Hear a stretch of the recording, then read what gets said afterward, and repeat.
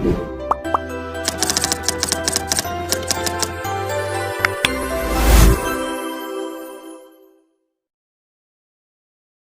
दोस्तों, welcome to transient academy. तो friends, आशा राखું છું તમે બધા મજામાં છો, મસ્ત છો। તો પાવર સિસ્ટમની આપણે જે લેક્ચર સિરીઝ ચાલુ કરી હતી, બરાબર, તેમાં આપણે આગળ સ્ટ્રિંગ એફિશિયન્સીનું સૂત્ર સાબિત કર્યું હતું અને સ્ટ્રિંગ એફિશિયન્સીના એક બે દાખલા જોયેલા હતા, બરાબર। તો સેમ એઝ ઇટ ઇઝ આ વિડીયોની અંદર પણ આપણે છે ને એ સ્ટ્રિંગ એફિશિયન્સીનો એક સરસ મજાનો દાખલો જોઈએ, જે ઘણી વખત એક્ઝામની અંદર ક્યાંક ને ક્યાંક પૂછાતો હોય છે। ઓકે, તો ક્વેશ્ચન તમને એમ કહી છે, in the string of 3 insulator, બરાબર, એટલે 3 ઇન્સ્યુલેટરની એક સ્ટ્રિંગ તમને આપેલી છે। મ્યુચ્યુઅલ કેપેસિટન્સ ઇઝ 9 ટાઈમ્સ, એનું મ્યુચ્યુઅલ કેપેસિટન્સ છે 9 times of shunt capacitance. Mutual capacitance shunt capacitance કરતાં 9 ગણું વધારે છે, બરાબર। લાઇન વોલ્ટેજ ઇઝ 33 kV, આપણને લાઇન વોલ્ટેજ તમને આપી દીધા છે, કેટલા છે તો કે 33 kV આપેલા છે। Find the voltage across each unit, બરાબર, દરેક યુનિટની અંદરના આપણે વોલ્ટેજ ફાઇન્ડ કરવાના છે। Find the voltage across each unit, બરાબર।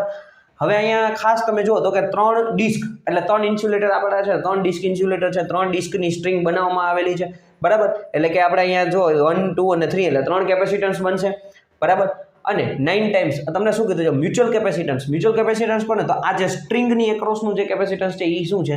એને મ્યુચ્યુઅલ કેપેસિટન્સ કીધું। આ C1 છે એ આપણું શન્ટ કેપેસિટન્સ છે। તો તમને એમ કીધું છે કે mutual capacitance is 9 times of shunt capacitance. તો મ્યુચ્યુઅલ કેપેસિટન્સ એટલે કે C એના બરાબર 9C1 આ રીતના થશે। મ્યુચ્યુઅલ કેપેસિટન્સ છે એ આપણા શન્ટ કેપેસિટન્સ કરતાં કેટલા ગણું વધારે છે? 9 ગણું, બરાબર। પછી એ તમને ફેરફાર આપી દે 10 ગણું, 15 ગણું, 12 ગણું, એવી રીતના અલગ અલગ આપે, તો મેથડ તો એક જ રહેવાની છે।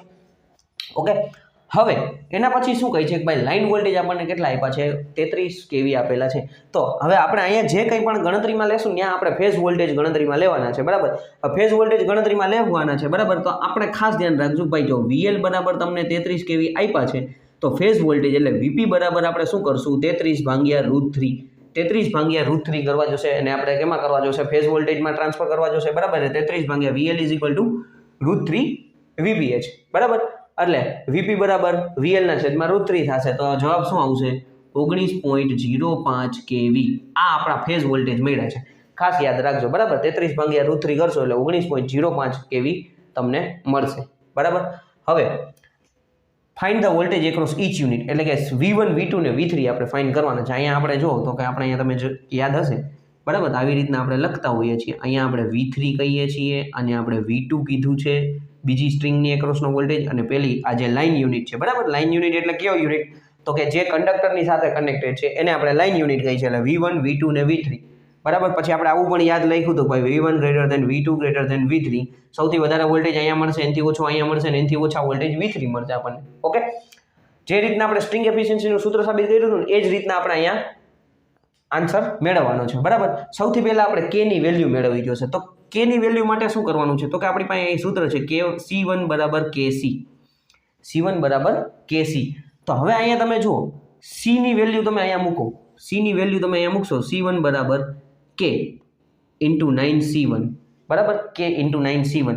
હવે 9C C1 ના છેદમાં જવા દો, તો K બરાબર શું આવશે? C1 ના છેદમાં 9C1, કે C1 ગયા તો K બરાબર તમને શું મળ્યું? 1/9 એટલે જો આપણે 1/9 કરશું, બરાબર, 1/9, તો આન્સર થશે 0.11। તો K ની વેલ્યુ તમને મળી છે K બરાબર 0.11, આટલું એક ખાસ ધ્યાન રાખજો। K ની વેલ્યુ મળી ગઈ આપણને। હવે એના પછી તમે જુઓ તો કે ભાઈ C1 = KC આપણે લખીએ છીએ, તો C1 બરાબર આપણે 0.11C લખી શકીએ, કારણ કે દાખલામાં જ્યાં C1 આવશે ત્યાં આપણે KC લખવાના થશે, બરાબર। તો 0.11C આપણે લખવાનું છે, ક્લિયર? અહીંયા સુધી તમને વ્યવસ્થિત રીતે સમજાણું હશે, બરાબર। હવે સૌથી પહેલા આપણે બે મેથડ કરવાની છે કે ભાઈ KCL આપણે એપ્લાય કરવાનો છે। Apply KCL at node P, બરાબર। Step number 1, apply KCL at node P। Node P ઉપર આપણે KCL ને એપ્લાય કરવાનો છે। તો હવે અહીંયા KCL એપ્લાય કરશું, I2 કરંટ અંદર આવે છે અને I3, સ્મોલ I3 ને કેપિટલ I3 બહાર નીકળે છે, બરાબર। તો I2, કેપિટલ I2 છે, કેપિટલ I2 બરાબર કેપિટલ I3 વત્તા સ્મોલ I3, કેપિટલ I3 બહાર ગયા અને સ્મોલ I3 બહાર ગયા, એટલે આને આપણે શું, આપણો શન્ટનો કરંટ છે, બરાબર, આ મ્યુચ્યુઅલ કરંટ છે। તો આના બરાબર આપણે આવું લખતા કે ભાઈ ઓમેગા CV2 બરાબર ઓમેગા CV3 વત્તા ઓમેગા C1V3 ઓકે। આના બરાબર શું લખ્યું ઓમેગા સી V2 એ આપણે સ્ટ્રિંગ એફિશિયન્સીના સૂત્રમાં કઈ રીતના આવ્યું તમને આઈડિયા છે જ બરાબર ઓમેગા સી V2 આના એક્રોસના વોલ્ટેજ શું થશે ઓમેગા સી V2 બરાબર ઓમેગા સી V3 વત્તા ઓમેગા C1 કારણ કે આના એક્રોસનો કેપેસિટન્સ શું છે C1 છે એટલે બરાબર I3 કેનો કરંટ છે તો કે આપણા કેપેસિટર C1 નો કરંટ છે ચાર્જિંગ કરંટ જેને કહેવામાં આવે છે તો ઓમેગા C1 V3 હવે ઓમેગા જો આ બેમાંથી ઓમેગા કેન્સલ લઈ લ્યો ડાયરેક્ટ એક સ્ટેપ કાપી નાખું છું ઓમેગા કેન્સલ લઈ લ્યો મતલબ કોમન કાઢીને આના છેદમાં જવા દેશો એટલે ઓમેગા ઉડી જશે બરાબર તો શું રહેશે CV2 એના બરાબર એ સ્ટેપ લખતો નથી કારણ કે આપણે જે ઘણું બધું લખવાનું છે એટલે આપણે શું બોર્ડમાં જગ્યા જોશે એટલે તમે મગજમાં એટલું ખાલી સમજી લેજો અથવા તમે લખો તો ત્યાં એક યાદ રાખજો ભાઈ ઓમેગા છે અને આપણે એમાંથી કોમન કાઢી લીધા અને એના છેદમાં જવા દેશું ઓમેગા ઉડી જશે હવે CV2 વધ્યા અહીંયા શું વધ્યું CV3 વત્તા હવે અહીંયા C1 છે C1 બરાબર આપણે 0.11 C લખી નાખીએ 0.11 C V3 okay 0.11 C V3 આપણે C1 બરાબર 0.11 લખ્યા 0.11 C હવે આમાંથી પાછા C જો આ બેમાંથી C અને આમાંથી પણ C એટલે બેમાંથી આપણે C કોમન કાઢી આના છેદમાં જવા દઈએ તો C પણ કેન્સલ થઈ જશે તો હવે આપણી પાસે શું વધ્યું V2 બરાબર V3 વત્તા 0.11 V3 આટલું વધ્યું V3 વત્તા 0.11 V3 ઓકે હવે જો એનો મતલબ શું થયું V3 વત્તા 0.11 V3 આ બેનો સરવાળો કરો એટલે શું આન્સર આવશે 1 પ્લસ 1.11 V3 આ આપણને મળ્યું શું તો કે V2 ની વેલ્યુ મળી બરાબર 1.11 V3 અહીંયા સુધી મગજમાં બેઠું હશે બરાબર હવે એના પછી આપણે આગળ વધીએ તો કે અહીંયા હવે આપણે શું કરવાનું છે તો કે નોડ Q ઉપર આપણે KCL એપ્લાય કરવાનું છે step number 2 apply KCL at node Q હવે નોડ Q ઉપર તમે જો આપણે KCL એપ્લાય કરશું બરાબર તો અહીંથી અંદર આવતો કરંટ કયો છે તો કે I1 એના બરાબર બહાર જતા કરંટ I2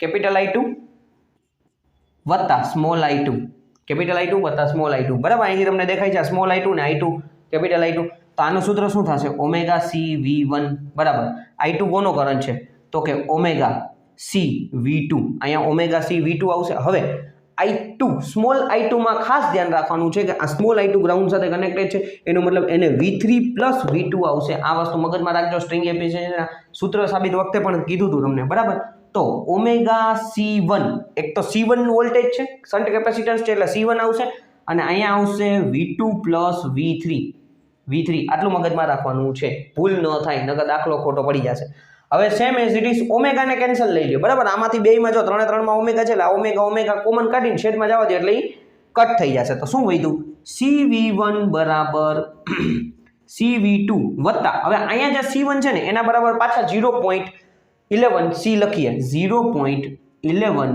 C પછી કૌંસમાં V2 વત્તા V3 ઓકે આ સ્ટેપ આવ્યું CV1 બરાબર C V2 વત્તા 0.11 C કૌંસમાં V2 વત્તા V3 ક્લિયર હવે આમાંથી જો પાછા આ બેમાંથી C કોમન કાઢી લ્યો C કોમન કાઢીને ઓના છેદમાં જવા દે એટલે એ કેન્સલ થઈ ગયા 0.11 ને અંદર ગુણાવી દો આપણે તો C એટલે C કેન્સલ થઈ ગયા તો V1 બરાબર શું વધ્યું આપણી પાસે એક તો V2 વત્તા અને 0.11 ને અંદર ગુણાવો તો થશે 0.11 V2 વત્તા 0.11 V3 બરાબર બેયને અંદર ગુણાવી દીધા છે ક્લિયર હવે V1 બરાબર હવે V2 વત્તા V2 એટલે 1V1 એટલે 1V2 વત્તા 0.11 V2 તો શું થશે V1 is equal to 1.11 V2 આ બેનો સરવાળો કર્યો વત્તા 0.11 V3 અહીંયા સુધી મગજમાં બેઠું બરાબર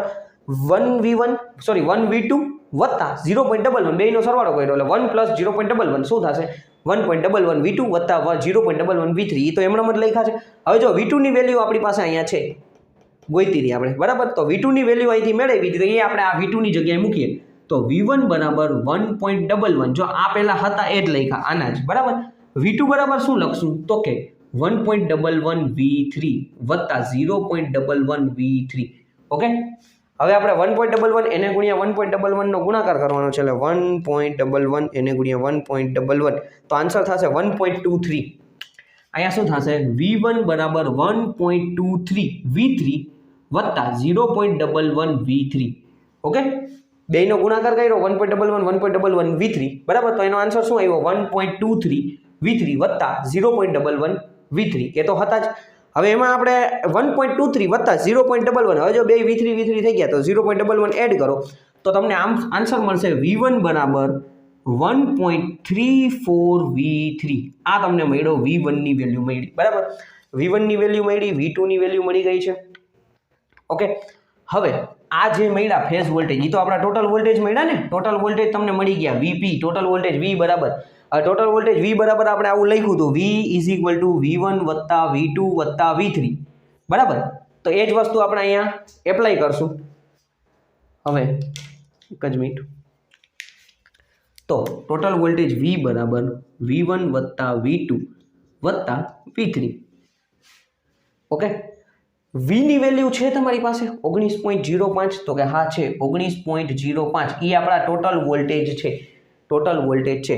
V1 ની વેલ્યુ શું આવી 1.34 V3 વત્તા V2 ની વેલ્યુ શું છે 1.11 V3 વત્તા V3 ને એમણે જ રાખી દેવાના છે V3. ઓકે, આવી રીતના લખ્યું. V2 ની વેલ્યુ મૂકી, V1 ની વેલ્યુ મૂકી, ટોટલ વોલ્ટેજ ની વેલ્યુ 19.05 આપણે પહેલાથી જ ગોતી લીધા છે, એ આપણા ફેઝ વોલ્ટેજ છે, બરાબર. હવે આ બધાયમાંથી V3 કોમન કાઢો તો 19.05, બરાબર. V3 ને કોમન કાઢ્યા તો કાઉન્સમાં શું રહ્યું 1.34 પ્લસ 1.11 પ્લસ 1, આમાંથી આપણે V3 કોમન કાઢ્યા તો 1 રહેશે, બરાબર. તો 19.05 બરાબર પાછો જવાબ આવશે આપણો 1.34 પ્લસ 1.11 પ્લસ 1 એટલે 3.45 V3 આપણને મળ્યા. તો V3 ની વેલ્યુ શું થશે V3 બરાબર 19.05 એના છેદમાં 3.45, બરાબર. એટલે કે 19.05 ભાગ્યા 3.45 આન્સર મળ્યો આપણને 5.52 kV, 5.52 kV આપણને આન્સર મળ્યો V3. આ V3 વોલ્ટેજ કેટલા મળશે 5.52 kV. ઓકે, અહીંયા સુધી તમને મગજમાં બેઠું હશે, બરાબર. સાથે સાથે તમે કેલ્સીમાં કરતા જાજો. તો V3 ની વોલ્ટેજ આપણને કેટલા મળ્યા 5.52 kV મળ્યા, બરાબર. હવે આ જે V3 છે ને, આ V3 ની વેલ્યુ અહીંયા તમે મૂકો તો V2 બરાબર શું થશે V2 બરાબર 1.11 એને ગુણ્યા V3 ની વેલ્યુ કેટલી છે 5.52. આ સૂત્રની અંદર V3 ની વેલ્યુ મૂકી, બરાબર. તો શું થશે 5.52 એને ગુણ્યા 1.11, તો આન્સર આવ્યો 6.129 kV. 6.129 kV. V2 ની વેલ્યુ શું મળી આપણને 6.129 kV. જો આના પ્રમાણે તમે જોશો ને V1 બરાબર V1 ગ્રેટર ધેન V2 બરાબર V2 ગ્રેટર ધેન V3, તો જો V3 ની વેલ્યુ 5.52 છે, V2 ની વેલ્યુ કેટલી આવી 6.12, એટલે આના આપણે V3 કરતા વધી ગયા. V1 ની વેલ્યુ મેળવીએ તો V1 બરાબર આપણને શું મળશે V1 આપણા 1.34 છે, 1.34 ગુણ્યા V3 ની વેલ્યુ મૂકો તો 1.34 એને ગુણ્યા 5.52, તો V1 ની વેલ્યુ શું મળશે આપણને 1.34 ગુણ્યા 5.52 તો 7.39 kV. 7.39 kV એટલે તમને V1 મળી ગયા, V1 એ મળી ગયા, V2 મળી ગયા અને V3 પણ મળી ગયા. અહીંયા આપણને આ V3 મળી ગયા, બરાબર. V1 V2 V3 ત્રણ વોલ્ટેજ મળી ગયા. તો આપણને ક્વેશ્ચનમાં એમ જ કીધું હતું find the voltage across each unit, find the voltage across each unit. દરેક વોલ્ટેજના મતલબ કે દરેક યુનિટના એક્રોસનો વોલ્ટેજ એટલે V1 એ મળી ગયા. V1 કેટલા છે 7.39, એટલે જો સૌથી વધારે 7.39. V2 કેટલા છે તો કે 6.19, 6.12, બરાબર. અને એનાથી ઓછા થયા ત્યાર પછી V3 કેટલા છે તો 5.52 kV, બરાબર. આટલા આપણને વોલ્ટેજ મળ્યા V1 V2 અને V3. હવે તમારે જો તાળો મેળવવો હોય કે આપણો જવાબ સાચો છે કે ખોટો છે તો એના માટે શું કરવાનું ખબર છે V1 વત્તા V2 વત્તા V3 કરવાના. જો એનો જવાબ 19.05 આવે તો એનો મતલબ આપણો જવાબ સાચો છે, આપણા ફેઝ વોલ્ટેજ જેટલો આવે એટલે આપણો જવાબ સાચો છે. ક્લિયર?